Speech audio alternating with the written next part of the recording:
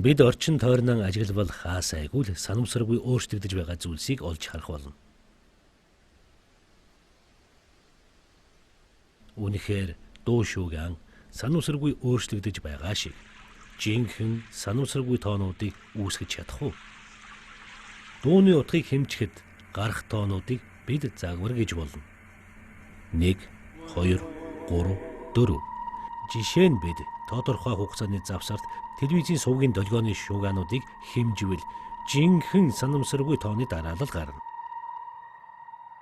Бид эдгээр санамсаргүй тоонуудыг санамсаргүй зам гэж нэрлэгдэх чиглэл нь өөрчлөгдөх мөрөөр дүрсжүүлж болно. Энэ замын дараагийн чиглэлийг мэдэх аргагүй юм. Санамсаргүй үйл явцын дараагийн үйл явдлыг тодорхойлох боломжгүй байдаг тул тодорхой бус байна гэж ярьдаг. Машинууд бол тодорхой юм.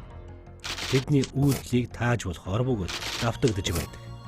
1946 онд Вон Ньюман дайны зэвсгэлэл зориулагдсан ус төрөгчийн бөмбөгийн загварыг зохиосон. ENIAC нэртэй компьютерийг ашиглан цөмийн урвалын процессыг ойролцоох загвар дээр дахин тооцоолол хийхээр төлөвлөжээ. Гэвч энэ санамсаргүй төрөгдөх тоонуудыг олох шаардлагатай болох ба энэ тоонууд нь заримдаа давтагдж болно. ENIAC нь санах гой хэд хязгаарлагдмал тул урт хэмжээтэй санамсаргүй тоонуудын дарааллыг хадгалж чадахгүй байлаа. Иймээс Ньюман дараах байдлаар санамсаргүй тоог төрүүлэх алгоритмыг боловсруулсан юм. Эхлээд үр гэж нэрлэгдэх жинхэнэ санамсаргүй тоог сонгоно. Энэ тоог дууны хэмжээнээс авч болно. Эсвэл яг одоогийн цагийн миль секундээр авч болно. Дараа нь үрийг тооцооны оролт шиг авна. Үрийг өөрөөр нь үржүүлнэ. Дунд талынх нь утгын гаралт болгоно. Ингээд гаралтаа дараагийн үр болгон авна. Ингээд энэ үйлдэлийг хүсснээр үргэлжлүүлнэ. Үүнийг дунд квадрат арга гэх бөгөөд урт хуурмаг санамсаргүй тоон дараалал үүсэх анхны арга болсон. Энэ санамсаргүй байдал нь анхны үрийг хэрхэн авахаас хамаарах ба адилхан үрээр адилхан дараалал үүснэ гэсэн үг. Хуурмгаар төрсөн санамсаргүй дараалал болон санамсаргүй дараалал хоёрын хоорондын ялгаа юу байна вэ? Санамсаргүй дараалал бүрэн санамсаргүй замаар төрслөе. Тэдгээр нь эхэндээ бол адилхан юм шиг харагдана. Эцэстээ хуурмаг санамсаргүй дараалал давтагдах ёстой. Анхны авсан үрийг тодорхой хугацааны дараа дахин үрээр авах нь тодорхой.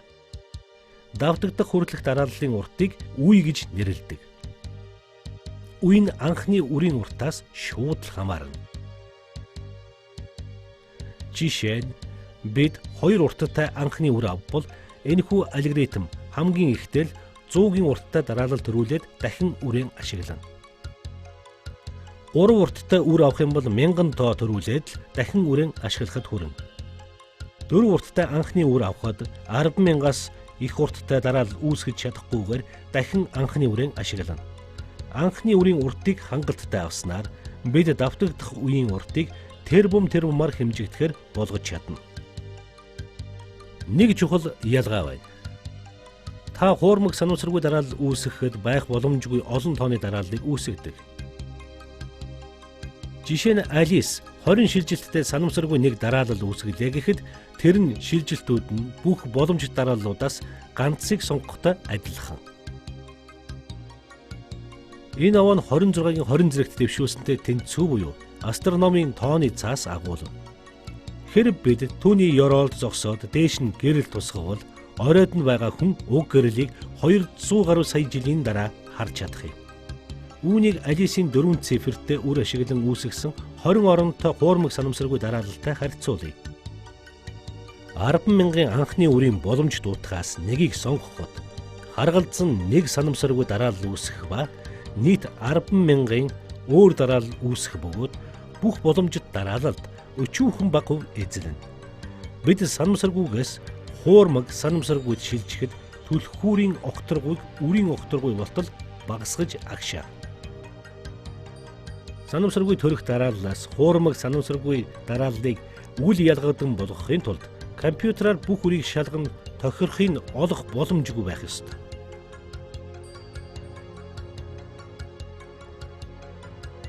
Компьютерийн ухаанд энэ бүх боломж болно.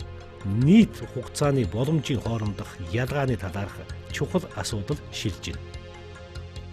Дугуйны түгжийг худалдаж авахд бид үүнийг хэрэглэж болно. Хэн нэгэн зөв түлхүүрийг олж түгжийг онгойлгох хүртлэн боломжит хувилбаруудыг туршиж үзнэ. Гэвч энэ нь хэд хоногийн хугацаа шаардлагатай. Бидэнд бол 8 цагийн турш хамгаалахад л боломжтой. Үрийн уртыг нэмэгдүүлэх нь хамгаалах түгжээний аюулгүй байдлыг нэмэгдүүлж байна гэсэн үг. Хэрвээ хамгийн хүчирхэг компьютерыг бүх үрийн хувьд ажилуулахад хэдэн 100 жил зарцуулах үйлдэлтэй байвал бид бодит цоочны оронд аюулгүй нууц түгжээтэй байгаа хэрэг. Компьютер илүү хурдан болвол үрийн уртыг дагуулгаад ихсгэнэ.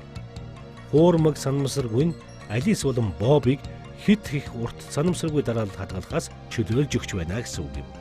Үнэхээр тэд харьцангуй богино санамсаргүй үрээ солилцсон түүнийг задлан шаардлагатай санамсаргүй дараалал гарган авав.